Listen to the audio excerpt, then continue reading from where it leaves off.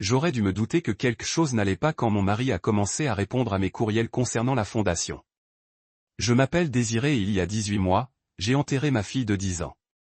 Annalise est morte dans un accident de voiture un mardi matin, vêtue de sa robe violette préférée et serrant contre elle l'éléphant en peluche que je lui avais acheté le week-end précédent. Le conducteur qui nous a percutés s'en est sorti indemne. J'ai passé 3 semaines à l'hôpital et, quand je suis enfin rentré à la maison, le silence était si pesant que j'ai cru que j'allais mourir. Il faut que tu fasses quelque chose, m'a dit ma belle-mère, Natacha, un après-midi, debout dans ma cuisine comme si elle était chez elle. Rester assise là à se lamenter n'aide personne. J'ai voulu lui jeter ma tasse de café à la tête, mais Isaac m'a serré l'épaule. Maman a raison, D. Annelise aurait voulu que tu aies d'autres enfants. C'est ainsi que la fondation Annelise a vu le jour. Non pas à partir d'une vision grandiose, mais du besoin désespéré de donner un sens à la mort de ma fille. Nous avons commencé modestement, en finançant des programmes artistiques dans des écoles défavorisées, car Annelise adorait peindre. En 6 mois, nous avons récolté plus de 2 millions de dollars. Le deuil, il s'avère, est incroyablement motivant pour les donateurs. C'est incroyable, ma belle, dit Isaac en parcourant les rapports de dons sur son ordinateur portable.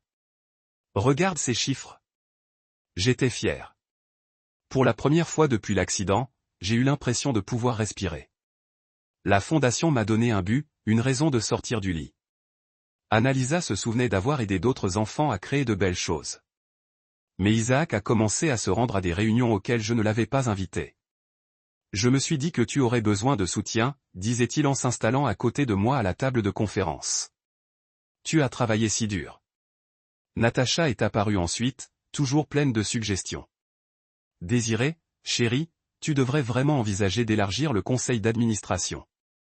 Isaac a un sens aigu des affaires, et j'ai des relations dans le milieu philanthropique. J'ai dit oui parce que j'étais fatigué, car le deuil est épuisant et avoir de l'aide était un cadeau. J'ai signé les papiers qu'ils m'ont remis, confiante que mon mari et sa mère voulaient ce qu'il y avait de mieux pour l'héritage d'Annelise.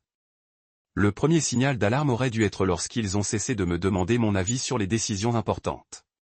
Nous avons décidé de réorienter la déclaration de mission, a annoncé Isaac lors de ce que je croyais être une réunion de routine du conseil d'administration.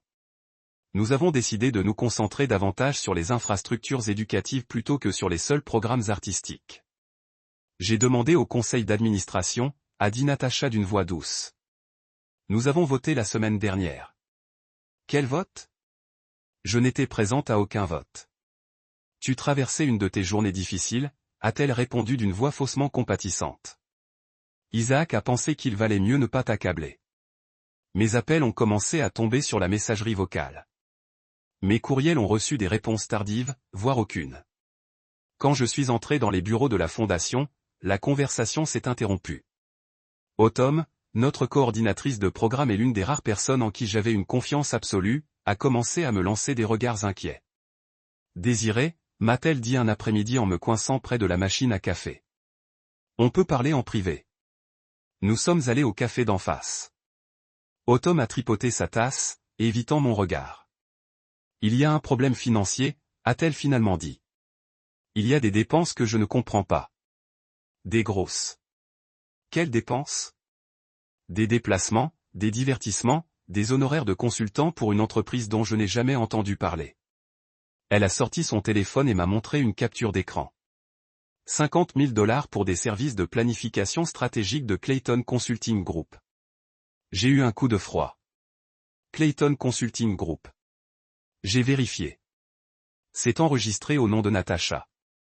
Ce soir-là, j'ai essayé d'accéder au dossier financier de la fondation depuis chez moi. Ma connexion n'a pas fonctionné. Quand j'ai appelé notre informaticien, il a balbutié quelque chose à propos de mise à jour système et de restrictions temporaires. Isaac était sous la douche quand son téléphone a vibré sur la table de nuit. Je n'aurais pas dû regarder, mais quelque chose m'a poussé à le décrocher. Le SMS venait de sa mère. Elle commence à se méfier. Il faut qu'on aille plus vite. J'ai fait une capture d'écran avant même de pouvoir réfléchir. 2 fois, les mains tremblantes. Le lendemain matin, j'ai reçu un email d'Automne avec pour objet, urgent, vous devez voir ceci. À l'intérieur, une seule ligne. Retrouvez-moi au bureau tôt demain. Apportez une clé USB. Il y a quelque chose que vous devez absolument voir concernant les finances de la fondation, et je ne pense pas que nous ayons beaucoup de temps. J'ai fixé l'écran, le visage souriant de ma fille me regardant depuis l'entête du site web de la fondation. Annelise m'avait fait confiance pour la protéger, et j'avais échoué. Maintenant, quelqu'un volait sa mémoire, et j'avais le pressentiment de savoir exactement qui. Le pire, c'est que j'étais presque sûr que mon propre mari menait la charge. Je suis arrivé au bureau de la fondation à 7 heures, 1 heure avant tout le monde. Autumn attendait déjà, arpentant la réception, une pile de papier serré contre sa poitrine. « Dieu merci, vous êtes venu ?» a-t-elle dit en déverrouillant la salle de conférence. J'ai passé la nuit à les parcourir. Elle a étalé les documents sur la table comme des preuves sur une scène de crime. Relevés bancaires, factures, des notes de frais, toutes estampillées avec l'entête officielle de la fondation. Regardez ça. Autumn a pointé du doigt une ligne surlignée. 15 000 $ pour un dîner de remerciement aux donateurs à l'Ernard pour 12 personnes. J'ai pris le reçu. 1200 $ par personne. Que mangeait-il? De l'or. Et c'est pire. Elle a tourné la page. 25 000 $ pour la rénovation des bureaux d'un entrepreneur dont je n'ai jamais entendu parler. Mais nos bureaux n'ont pas été rénovés. Mon estomac s'est noué en parcourant les dépenses. Des meubles de créateurs qui n'ont jamais été vus. Des honoraires de consultants pour des entreprises qui semblaient inexistantes. Des frais de déplacement pour des voyages que je n'avais jamais autorisés. Combien au total, ai-je demandé. Ces 6 derniers mois, près de 400 000 $. Je me suis laissé tomber sur une chaise. 400 000 $. C'est suffisant pour financer des programmes artistiques pour 50 écoles. Désir, il y a plus. La voix d'Autumn était à peine un murmure. J'ai trouvé des virements bancaires. Des gros virements vers des comptes offshore. Elle m'a montré un relevé bancaire avec ma signature en bas, sauf que je ne l'avais jamais signé. L'écriture était proche, mais pas tout à fait correcte. Ils ont contrefait ma signature. Je pense que oui. Et regardez le numéro de compte. Elle a pointé une série de chiffres. Je l'ai comparé à des documents d'entreprise. Il est enregistré auprès d'une société écran aux îles Caïmans. Devinez qui est le bénéficiaire effectif? Je n'ai pas eu besoin de deviner. Natacha. La porte du bureau a sonné et nous sommes restés figés. La voix d'Isaac a résonné dans le hall. Ta voiture est dehors. Que fais-tu ici si tôt? Autumn a rapidement rassemblé les papiers et les a fourrés dans un dossier. Sorti par derrière, a-t-elle murmuré. Mais c'était trop tard. Isaac est apparu dans l'embrasure de la salle de conférence, les cheveux encore humides de la douche, arborant l'expression inquiète d'un mari. Il avait perfectionné la technique au fil des ans. Voilà. J'étais inquiète quand je me suis réveillée et que tu étais parti. Son regard s'est posé sur Autumn, puis sur le dossier qu'elle tenait. Que se passe-t-il? Je consulte juste quelques rapports de programme, ai-je dit en essayant de garder une voix calme. Il était 7 heures du matin. Il s'est approché et j'ai senti une bouffée de son eau de Cologne, cette eau de Cologne coûteuse qu'il avait commencé à porter récemment. Autumn, tu ne trouves pas qu'il est un peu tôt pour embêter de cirer avec des trucs du travail? Elle me l'a demandé. Autumn a commencé. J'en suis sûr. Le sourire d'Isaac n'atteignit pas ses yeux. Mais tu sais comment elle est ces derniers temps. Le stress, le chagrin. Parfois, elle demande des choses qui ne sont pas nécessaires. Une bouffée de chaleur m'a traversé la poitrine. Excuse-moi, ma puce. Tu vois ce que je veux dire. Tu t'es trop donné. Tu devrais peut-être prendre du recul. Laisse le conseil gérer les opérations quotidiennes. Le conseil qui vote sans me le dire. La mâchoire d'Isaac se serra presque imperceptiblement. Nous on a discuté de ça. Tu as eu une semaine difficile et on ne voulait pas ajouter à ton stress en prenant des décisions importantes concernant la fondation de ma fille sans moi. La fondation de notre fille, corrigea Théil. Et ce n'est plus seulement la tienne, D. On est tous investis dans sa réussite. Autumn s'éclaircit la gorge. Je devrais y aller. Laissez-vous parler. En fait, dit Isaac d'une voix plus sèche. On devrait peut-être tous parler. Autumn, j'avais l'intention de discuter de tes récentes heures supplémentaires. Le conseil d'administration s'inquiète de l'efficacité budgétaire. La menace était subtile mais claire. Le visage d'Automne pâlit. Elle avait 2 enfants et un prêt immobilier. Elle ne pouvait pas se permettre de perdre cet emploi. Je comprends, dit-elle doucement en serrant le dossier plus fort. Après son départ, Isaac se tourna vers moi avec la même fausse inquiétude. D, je m'inquiète pour toi. Tu vois des problèmes qui n'existent pas. Tu devrais peut-être en parler à quelqu'un. Tu veux dire, comme un thérapeute, pour me faire déclarer mentalement incapable? Ce n'est pas. D'où ça vient? Mais ses yeux l'icône a clignoté une seconde. Culpabilité, peut-être, ou calcul. Mon téléphone a vibré. Un SMS d'un numéro inconnu. Café en face. Maintenant, viens seul. Dear Daria, mon ancienne meilleure amie qui avait arrêté de me rappeler 6 mois auparavant. Je dois y aller, ai-je dit en repoussant Isaac. D, attends. Il faut qu'on parle de ça. De ta paranoïa. Je me suis arrêté à la porte. Ma paranoïa? Tu vois des complots partout. Ce n'est pas sain. Alors explique-moi les virements bancaires vers les îles Caïmans. Le visage d'Isaac est devenu complètement vide. L'espace d'un instant, le masque est tombé et j'ai vu quelque chose de froid et de calculateur en dessous. Je ne sais pas de quoi tu parles, a-t-il finalement dit. Mais il l'a fait. Je le voyais dans ses yeux. Je suis sorti sans un mot, les mains tremblantes, en traversant la rue pour rejoindre Daria, qui semblait ne pas avoir dormi depuis des jours. Il faut qu'on parle, dit-elle, d'Isaac, de Natacha, de ce qu'ils font vraiment à la fondation. Tu sais, j'en sais assez. Elle jeta un coup d'œil à l'immeuble. Et je sais que tu as de sérieux ennuis. Daria avait une mine épouvantable. Des cernes sous les yeux, ses cheveux habituellement impeccables tirés en arrière en une queue de cheval désordonnée. Elle n'arrêtait pas de jeter des coups d'œil par-dessus son épaule, comme si quelqu'un nous observait. J'aurais dû t'appeler il y a des mois, dit-elle en remuant son café d'une main tremblante. Mais Natacha, elle a le don de te faire croire que tu fais ce qu'il faut. De quoi parles-tu? Elle m'a recruté. Elle a dit que tu étais en pleine dépression, que la fondation avait besoin d'une direction stable. Elle a donné l'impression qu'on t'aidait. Ma poitrine s'est serrée. M'aider comment? En prenant en charge les décisions financières, la planification stratégique. Elle a dit que tu étais trop émotive pour faire des choix rationnels. L'héritage d'Annelisa, et tu l'as cru. Le visage de Daria s'est décomposé. Elle m'a montré des trucs, des emails de D où tu avais l'air instable, divagant sur des théories du complot, accusant les gens de vol. Elle disait que tu les envoyais à des donateurs. Je n'ai jamais envoyé de mec comme ça. Je le sais maintenant, mais à l'époque, elle a sorti son téléphone et a parcouru ses messages. Regarde ça. Elle me l'a envoyé il y a 3 semaines. L'email provenait de l'adresse de ma fondation, mais je ne l'avais jamais écrit. Il était rempli d'accusations paranoïaques contre les membres du conseil d'administration, de paragraphes décousus sur des gens qui complotaient contre moi. On aurait dit les délires d'une personne en pleine dépression nerveuse. Elle a simulé ça. Elle a tout simulé.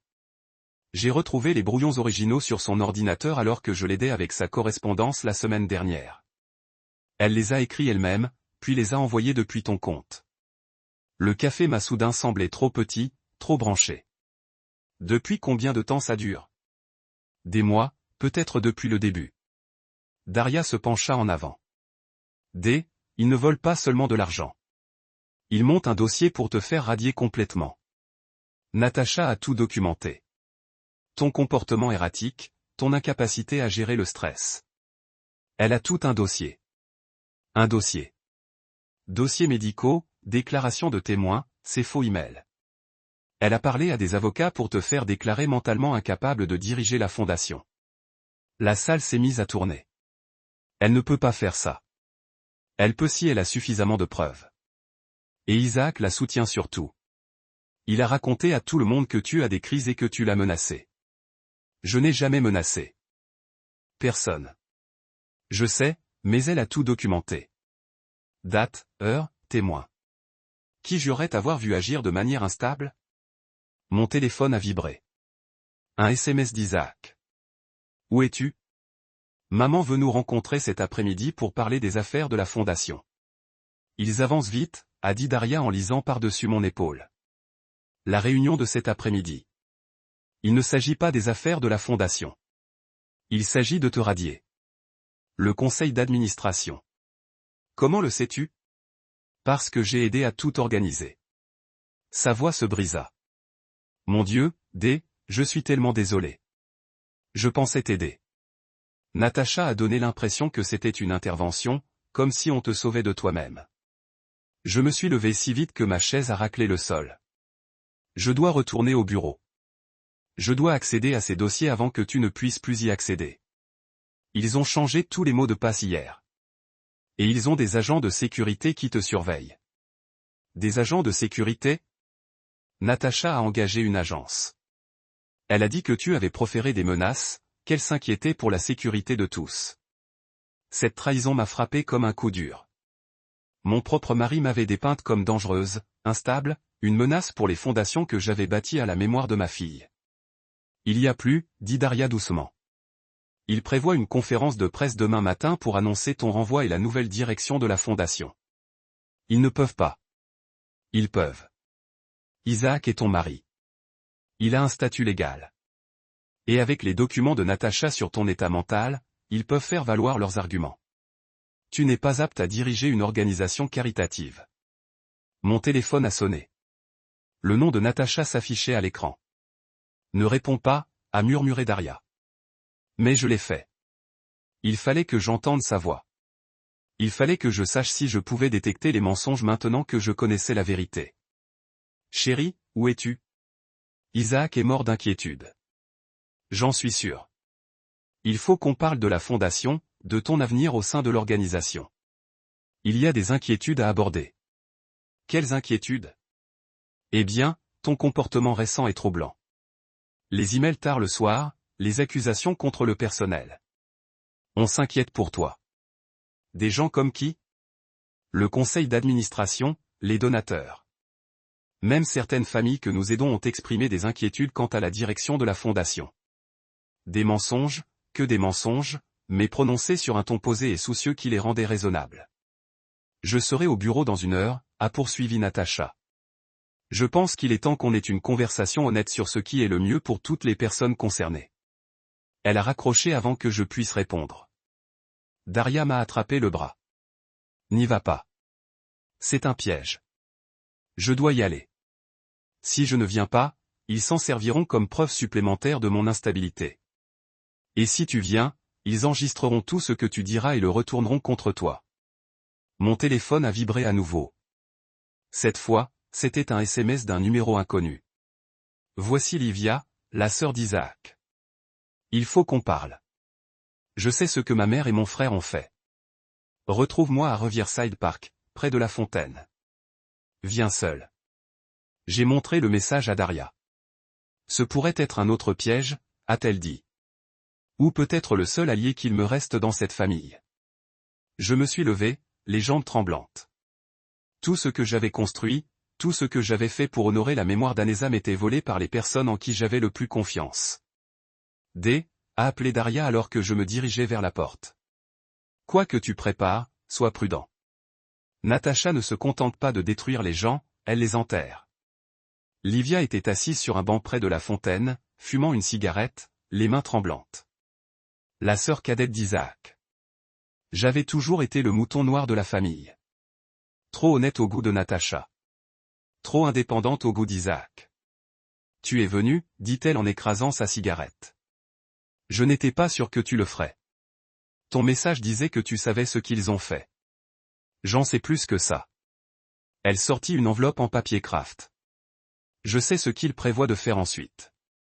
À l'intérieur se trouvaient des photocopies de documents juridiques, des demandes de tutelle, des évaluations médicales auxquelles je n'avais jamais consenti, une évaluation psychiatrique datée de la semaine dernière à laquelle je n'avais jamais assisté. Comment as-tu obtenu ça? Maman garde tout dans son bureau. Elle pense que je suis trop raté pour m'en soucier, mais j'ai observé, écouté. Livia alluma une autre cigarette. Elle préparait ça depuis des mois. Depuis juste après que tu aies créé la fondation. Pourquoi? Parce que tu attirais trop l'attention, trop de crédit. Maman ne supporte pas que quelqu'un d'autre soit le héros de l'histoire. J'ai feuilleté les papiers. Il y avait une lettre d'un psychiatre que j'avais. Je ne me suis jamais rencontré, je lui ai parlé de ma grave dépression et de mes délires. Une autre lettre d'Isaac décrivant des incidents de comportement erratique qui ne s'étaient jamais produits. Ce psychiatre, le docteur Morrison, je ne l'ai jamais vu. C'est un ami de Livia qui lui doit des services depuis qu'elle a aidé à financer sa clinique. Livia a pris une longue taffe. Elle a du monde partout.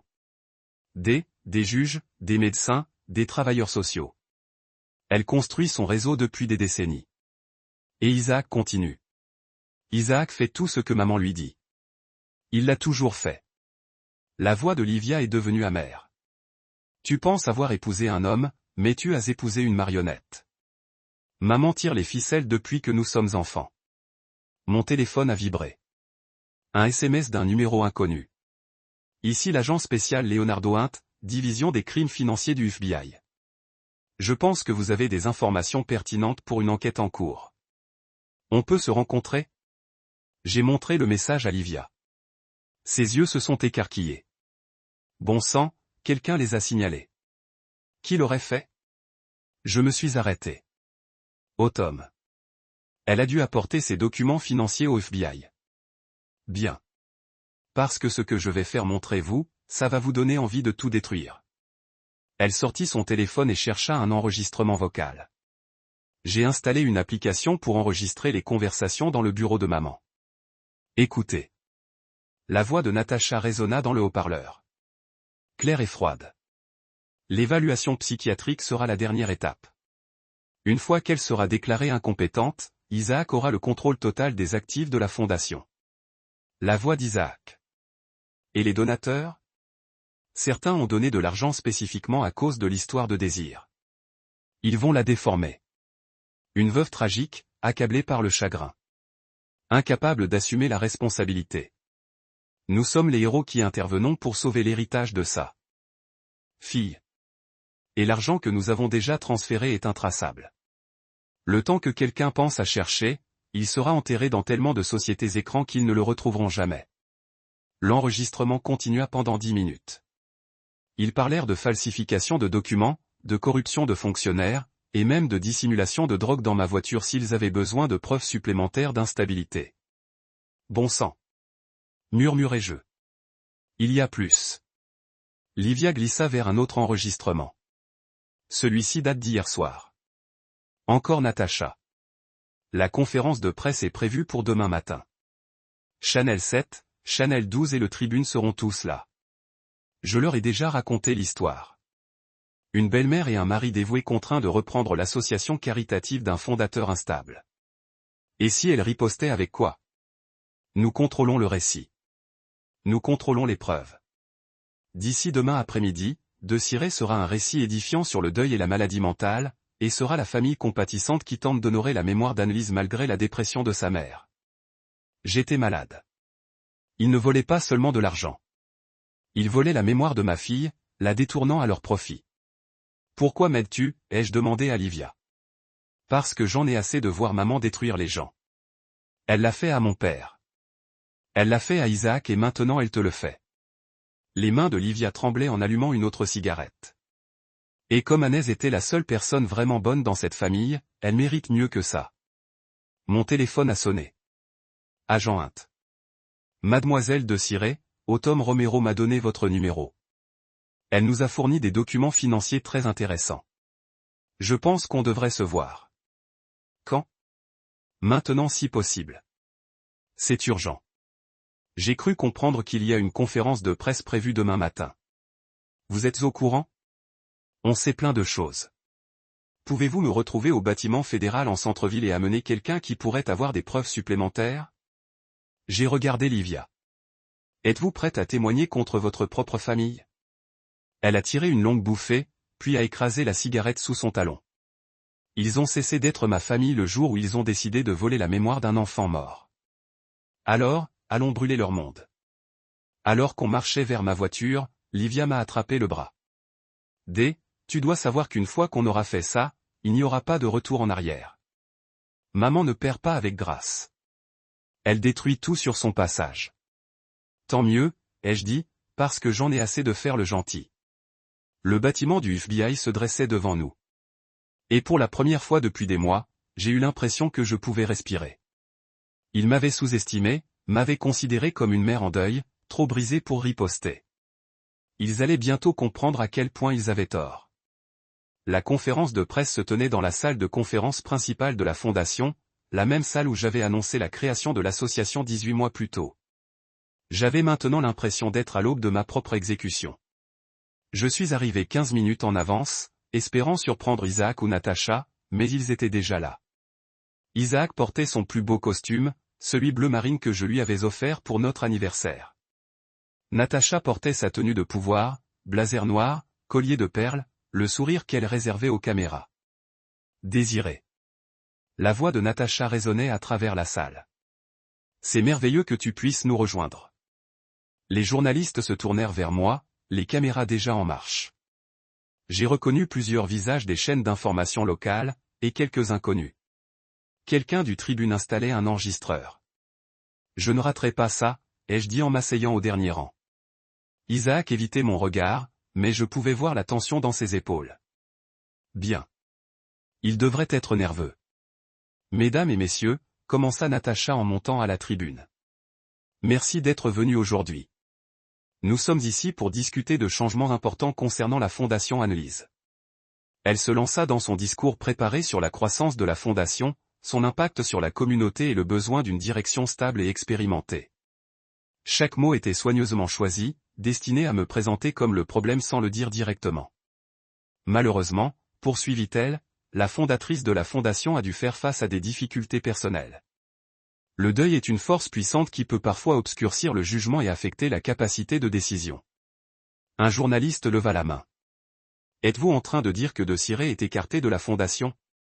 Nous disons que le conseil d'administration a voté pour restructurer la direction afin de mieux servir les enfants que nous aidons. Isaac prendra la direction générale et je serai président du conseil d'administration. Qu'en est-il du rôle de Desiré ? Isaac prit enfin la parole. Ma femme sera toujours honorée en tant que fondatrice de la Fondation, mais pour l'instant, elle doit se concentrer sur sa santé et sa guérison. La caméra se tourna vers moi. Je sentais toute leur attention. L'histoire ils écrivaient déjà dans leur tête. Une mère en deuil perd le contrôle de l'association caritative de sa fille. Desiré a interpellé un journaliste de Channel 7. Avez-vous un commentaire sur ces changements ? Je me suis levé lentement. Tous les yeux dans la salle étaient braqués sur moi. C'était mon moment, peut-être le seul, pour dire la vérité. J'ai beaucoup à dire, en fait. Le sourire de Natacha s'est crispé. Desiré, ce n'est peut-être pas le meilleur moment. Non, je pense que c'est exactement le bon moment. Je me suis dirigé vers l'avant de la salle. Tu veux parler de la direction de la Fondation ? Parlons de la destination réelle de l'argent. Isaac s'est avancé. D, tu n'as pas les idées claires. Je les ai plus clairement que je ne l'ai fait depuis des mois. J'ai sorti mon téléphone et ouvert l'application d'enregistrement. Veux-tu savoir ce que ta mère pense vraiment de l'héritage d'Annelise ? Le visage de Natacha est devenu blanc. Tu ne peux pas, j'ai appuyé sur lecture. Sa voix a rempli la pièce d'une clarté cristalline. Une fois qu'elle sera déclarée incompétente, Isaac aura le contrôle total des actifs de la Fondation. Les journalistes ont éclaté. Les flashs des appareils photo ont brillé, les téléphones sont sortis, tout le monde s'est mis à parler en même temps. C'est sorti de son contexte, a dit Natacha, mais sa voix tremblait. Sérieusement ? Et cette partie ? J'ai sauté l'enregistrement. Le temps que quelqu'un se décide à regarder, ce sera enfoui dans tellement de sociétés écrans qu'ils ne le trouveront jamais. Isaac m'a attrapé le bras. Arrête. Tu fais un scandale. Je dis la vérité. Je l'ai repoussé. Tu veux en savoir plus sur ma santé mentale ? Je suis manipulé par des gens en qui j'avais confiance depuis des mois. Mon propre mari a falsifié ma signature pour voler l'association caritative de ma fille. Isaac n'a pas commencé ça. 400 000 $, ai-je dit aux caméras. C'est le montant qu'ils ont volé jusqu'à présent. Virement vers des comptes offshore, faux honoraires de conseil, faux documents. Natacha s'est dirigée vers le podium. Mesdames et messieurs, c'est exactement ce à quoi nous avons affaire. Délire paranoïaque, accusations insensées. Alors, explique-moi ça. J'ai brandi le relevé bancaire. Autumn avait trouvé votre signature sur un virement de 50 000 $ vers un compte aux îles Caïmans. Un silence de mort s'est installé dans la salle. Natacha a ouvert et fermé la bouche comme un poisson. La sécurité. Isaac a crié. Il faut la sécurité ici. 2 hommes en costume sont apparus au fond de la salle. Je les ai reconnus. L'agence de sécurité privée que Natacha avait engagée. Madame, vous devez nous accompagner, dit l'un d'eux en s'avançant vers moi. Pour quel motif? Intrusion. Trouble à l'ordre public, menace. Je n'ai menacé personne. Vous êtes clairement en pleine crise, dit Natacha d'une voix faussement inquiète. Isaac, appelez le docteur Morrison. Elle a besoin d'une évaluation psychiatrique immédiate. Les agents de sécurité me saisirent par les bras. Les caméras continuèrent de tourner tandis qu'ils me traînaient vers la porte. La voix de Natacha me suivait. C'est exactement pour cela que le conseil d'administration a dû agir. Comme vous pouvez le voir, Desirée est incapable de prendre des décisions rationnelles. Lâchez-moi. Je luttais contre leur emprise. Vérifiez les relevés bancaires. Vérifiez les virements. Mais ils me poussaient déjà dehors, passant devant les journalistes, devant les caméras, capturant chaque instant de mon humiliation. Isaac nous suivit dans le couloir. S'il vous plaît, laissez-nous vous aider. Aidez-moi. Je le fixais, incrédule. Vous venez de me faire expulser de l'association caritative de ma fille comme une criminelle. Vous êtes malade. Vous avez besoin de soins. J'ai besoin que mon mari cesse de voler notre fille décédée. Son visage s'est décomposé un instant et j'ai aperçu l'homme que j'avais épousé. Mais Natacha est apparue derrière lui et le masque a repris sa place. Ramenez-la chez elle, a dit Natacha aux agents de sécurité. Assurez-vous qu'elle ne se blesse pas. Alors qu'il me traînait vers la sortie, j'ai entendu sa voix s'échapper de la salle de conférence. Je suis désolé que vous ayez tous dû assister à ça. Comme vous pouvez le constater, nous avons pris la bonne décision pour la fondation. La dernière chose que j'ai vue avant qu'ils ne me mettent dehors, c'était Livia, debout dans le hall, le visage blême de stupeur. Elle a murmuré 2 mots, je suis désolé. Mais il était trop tard pour s'excuser. Ils m'ont anéanti devant toute la ville, et demain matin, je serai le modèle que Natacha avait toujours voulu me donner. La guerre ne faisait que commencer. La couverture médiatique était brutale. À 18 h, j'étais à la une de toutes les chaînes locales. La fondatrice de la fondation avait été limogée après une explosion publique. Les gros titres me présentaient comme instable, dangereuse, une mère en deuil qui avait perdu le contact avec la réalité. J'étais assise dans l'appartement de Livia, regardant mon humiliation se répéter en boucle. Les images rendaient la situation encore plus horrible qu'elle ne l'était. Moi emmené de force par la sécurité, tandis qu'Isaac et Natacha restaient là, l'air inquiet et professionnel. Éteignez, dit Livia en attrapant la télécommande. Non, je dois voir ce qu'ils font. Le présentateur de Chanel s'est interviewé un expert en psychologie infantile sur le deuil complexe et l'impact d'un traumatisme sur le jugement. Ils ont montré une photo d'Anaise, puis ont vu Isaac parler de l'aide dont ma femme avait besoin. Mon téléphone n'arrêtait pas de vibrer. Des journalistes voulaient des commentaires, de vieux amis me demandaient si j'allais bien. Quelques messages désagréables de personnes qui croyaient la couverture médiatique. Puis l'agent a appelé. J'ai vu la conférence de presse, a-t-il dit. Ça va? Je vais mieux. On peut se voir ce soir? Il faut faire vite. Après le spectacle d'aujourd'hui, ils vont accélérer leur calendrier. Quel calendrier? L'internement psychiatrique. On a intercepté les communications entre Natacha et le docteur Morrison. Il prévoit de vous interner demain matin. La salle s'est mise à tourner.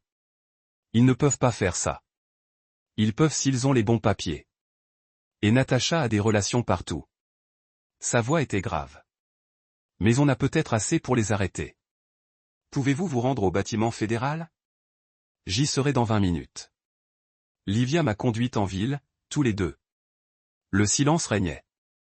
Le bâtiment du FBI paraissait différent la nuit, plus vide, plus sérieux. L'agent nous accueillit dans le hall.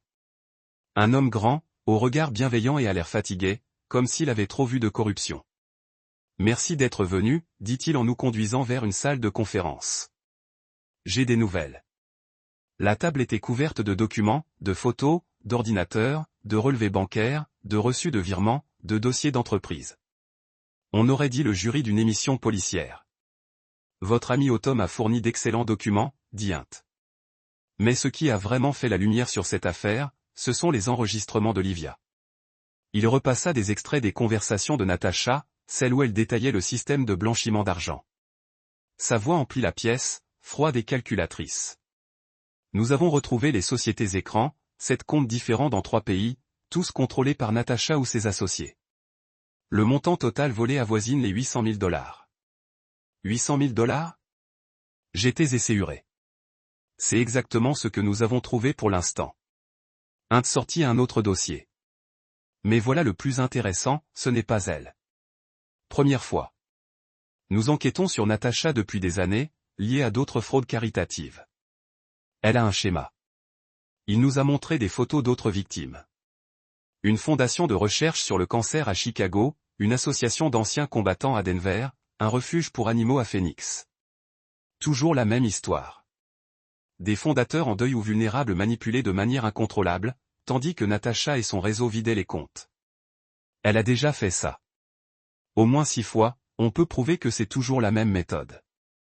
Identifier les fondateurs émotionnellement vulnérables, gagner leur confiance, puis prendre systématiquement le contrôle tout en construisant un dossier pour leur incompétence mentale. Livia fixait les photos. Bon sang, combien de personnes a-t-elle détruites? Trop. Mais vous allez nous aider à l'arrêter. Int s'est tourné vers moi. Nous sommes prêts à agir, mais nous avons besoin de votre aide pour un dernier point. Quoi? Demain matin, une réunion du conseil d'administration est prévue, une session d'urgence pour transférer officiellement tous les actifs de la fondation sous le contrôle d'Isaac. Nous avons besoin de votre présence. Êtes-vous fou? Après aujourd'hui, ils auront des gardes du corps partout. Ils me feront probablement arrêter dès que j'entrerai. Pas si tu portes ça. Il sortit un petit appareil, pas plus gros qu'un bouton. Un enregistreur, de qualité FBI. Il faut qu'il s'incrimine une fois de plus sur bande magnétique en présence de témoins. C'est trop dangereux, dit Livia. Après ce qui s'est passé aujourd'hui? Après ce qui s'est passé aujourd'hui, c'est notre seule chance, interrompit Int. Ils agissent vite parce qu'ils savent qu'on les traque. Si on n'agit pas demain, ils disparaîtront avec l'argent et tu passeras l'année prochaine à te battre pour sortir d'un hôpital psychiatrique. Mon téléphone vibra. Un SMS de Daria. Urgence. Il prépare quelque chose d'important pour demain. Tu peux me voir? J'ai montré le message à Int. Il hocha la tête. Fais-la entrer. On a besoin de toutes les informations internes possibles. 1 heure plus tard, Daria arriva, l'air terrifié. Elle pleurait, son maquillage était taché, ses mains tremblaient. Ils savent que je t'ai parlé, dit-elle. Natacha m'a appelé ce soir. Elle sait que j'ai des doutes. Qu'a-t-elle dit? Que je dois choisir mon camp, que si je ne suis pas avec eux demain, je suis contre eux. Daria sortit son téléphone. Mais j'ai enregistré l'appel. Les yeux de Int s'illuminèrent. Mais là. La voix de Natacha résonna dans le haut-parleur, menaçante et froide. Daria, ma chérie, j'espère que tu comprends la situation dans laquelle tu te trouves. Ceux qui trahissent ma confiance se retrouvent souvent dans des situations très difficiles, ennuis judiciaires, problèmes financiers, problèmes de réputation. Ce serait vraiment dommage qu'une telle chose t'arrive. Elle t'a menacé. Int t'a dit qu'elle avait fait plus que ça. Daria a fait défiler un autre enregistrement. Elle m'a expliqué exactement ce qu'il prévoyait pour demain. L'enregistrement suivant était encore plus accablant.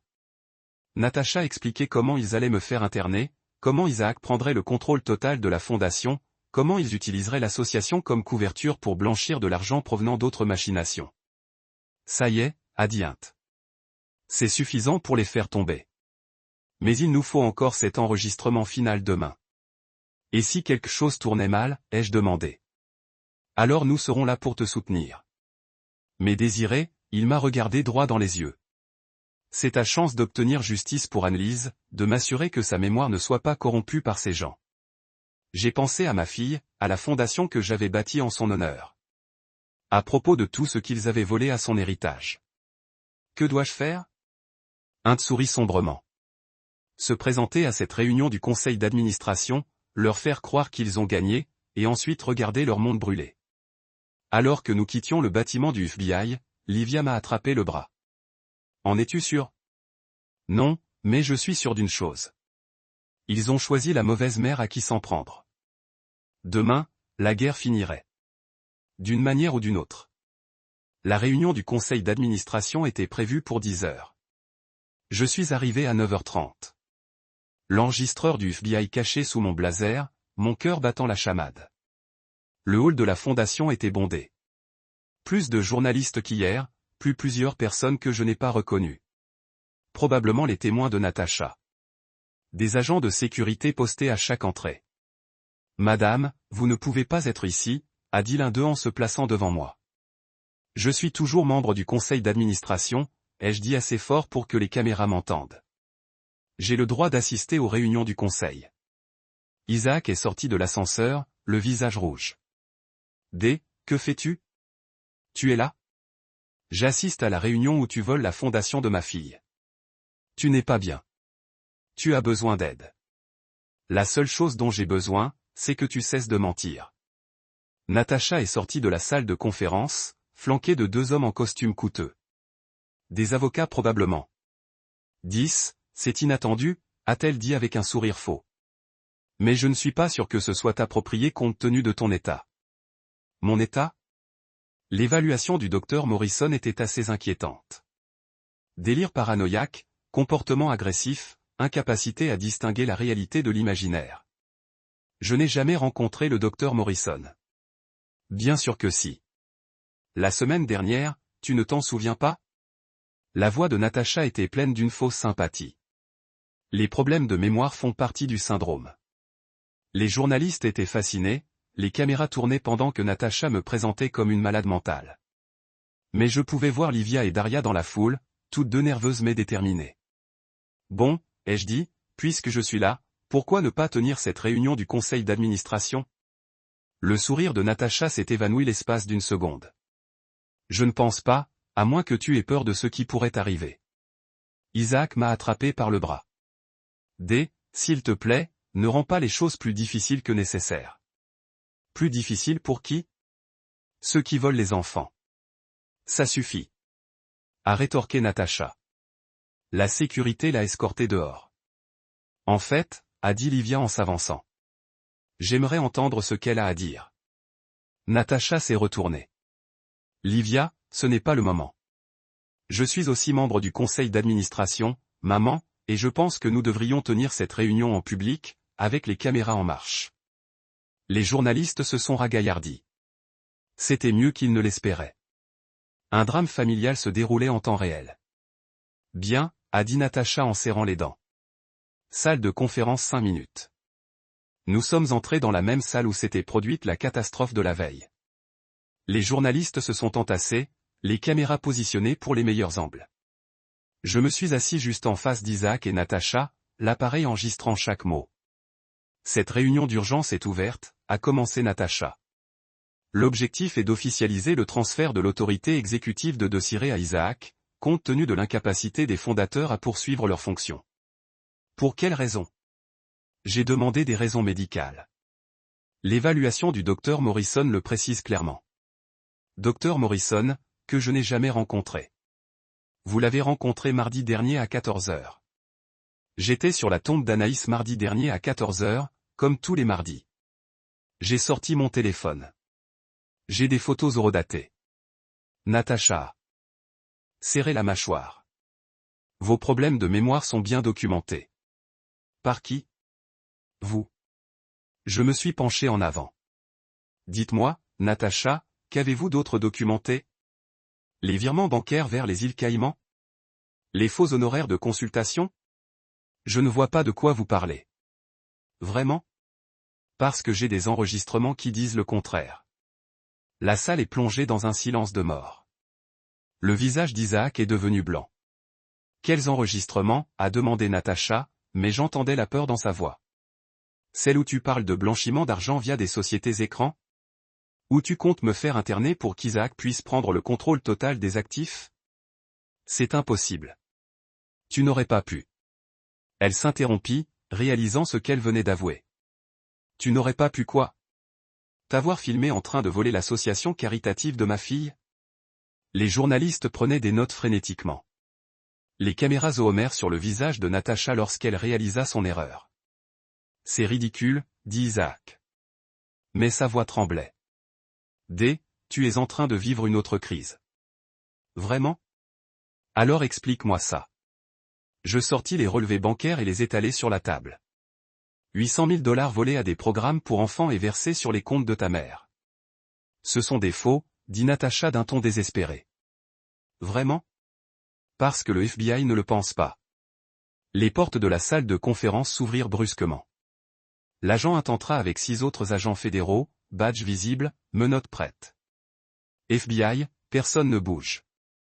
Le chaos s'installa dans la salle. Les journalistes lançaient des questions. Les flashs des caméras ont clignoté. Les gens se sont précipités vers les sorties. Mais les agents s'étaient postés à chaque porte. Natacha Clayton, vous êtes en état d'arrestation pour fraude électronique, blanchiment d'argent et complot, a annoncé un temps sortant ses menottes. C'est scandaleux, a hurlé Natacha. J'exige de parler à mon avocat. Isaac Clayton, vous êtes également en état d'arrestation pour les mêmes chefs d'accusation. Isaac m'a regardé par-dessus la table, le visage décomposé. D, s'il te plaît, arrange ça. Tu peux arranger ça, non? Réparer quoi? Le fait que tu aies volé notre fille décédée. Je n'ai jamais voulu. Maman m'a obligé à devenir Isaac. A craqué Natacha tandis que les menottes claquaient autour de ses poignets. Ne dis plus un mot. Mais c'était trop tard. Les caméras avaient tout filmé. Les aveux d'Isaac, la panique de Natacha. Les arrestations du FBI en temps réel. Tandis qu'ils emmenaient Natacha, elle s'est retournée vers moi, le visage tordu de rage. Tu crois avoir gagné. Tu n'as aucune idée de ce que tu as fait. Le karma n'oublie jamais. Désiré.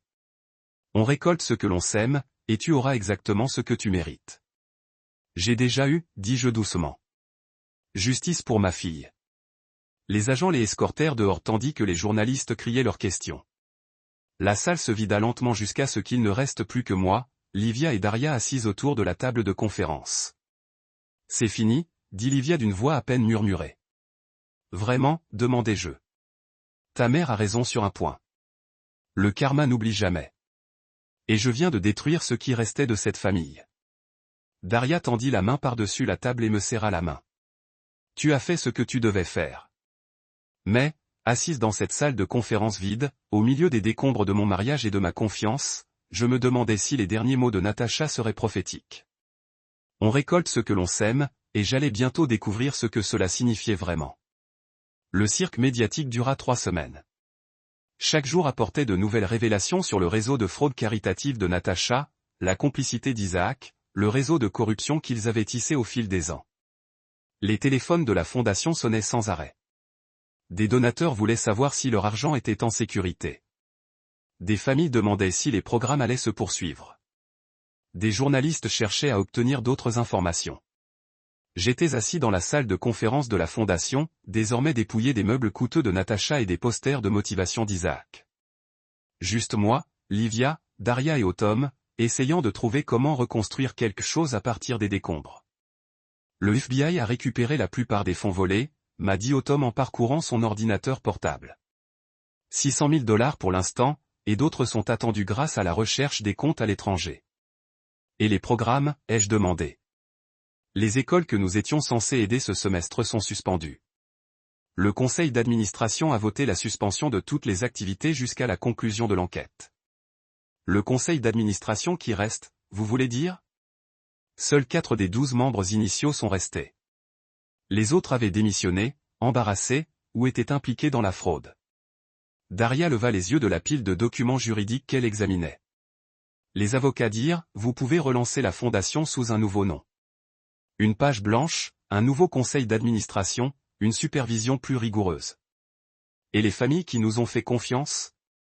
Les enfants qui comptaient sur des fournitures artistiques et des cours de musique? Ils comprendront, dit Livia, une fois qu'ils connaîtront la vérité. Mais je n'en étais pas sûr. Une fois brisée, la confiance ne se rétablit pas comme par magie. Certaines familles avaient déjà lancé leur propre collecte de fonds, ne voulant pas attendre que nous réglions notre problème. Mon téléphone vibra. Un SMS de l'agent Int. L'audience de détermination de la peine était prévue pour le mois prochain. Votre déclaration d'impact sur la victime sera importante. La déclaration d'impact sur la victime. J'ai repoussé sa rédaction. Je ne sais pas quoi dire. Comment quantifier les dégâts quand on vole non seulement de l'argent, mais aussi la mémoire de votre fille? J'ai besoin d'air, dis-je en me levant. Je me dirigeais vers le petit parc en face des bureaux de la fondation. Le même où j'emmenais Anaïs après l'école. Il y avait un banc sous un chêne où nous nous asseyions pour partager des collations, où elle me montrait ses œuvres, où elle bavardait de ses amis et de ses rêves. Je pensais te trouver ici. Je me suis retourné et j'ai vu Leonardo Int s'approcher, l'air moins formel que d'habitude, en jean et pull. Agent Int, je ne m'attendais pas à te voir, Léo, s'il te plaît. Et je voulais prendre de tes nouvelles avant l'audience de détermination de la peine. Il s'est assis à côté de moi sur le banc. Comment vas-tu? Honnêtement, je ne sais pas. J'ai eu ce que je voulais. La justice, la justification, la vérité éclatante, mais ça ne ressemble pas à une victoire. Pourquoi? Parce que mon mariage est terminé, mon mari va en prison. La fondation de ma fille est en ruine, et la moitié de la ville me prend soit pour un héros, soit pour un vindicatif, selon la chaîne d'information qu'il regarde. Léo est resté silencieux un instant. Puis-je te dire quelque chose? En 15 ans au FBI, j'ai vu beaucoup de victimes. La plupart d'entre elles veulent juste passer à autre chose. Oublier ce qui s'est passé. Faire comme si de rien n'était. Et tu n'as rien fait. Tu t'es défendu. Tu as fait en sorte qu'il ne puisse pas faire ça à quelqu'un d'autre. À quel prix? Au prix de ton confort, de ta paix, de ta capacité à faire comme si tout allait bien.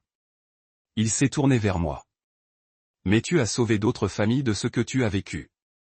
La Fondation contre le cancer de Chicago, l'association caritative des vétérans de Denver, elles récupèrent tout leur argent parce que tu as eu le courage de parler. Je n'y avais pas pensé. Dans tout ce chaos et cette couverture médiatique, j'avais oublié les autres victimes de Natacha.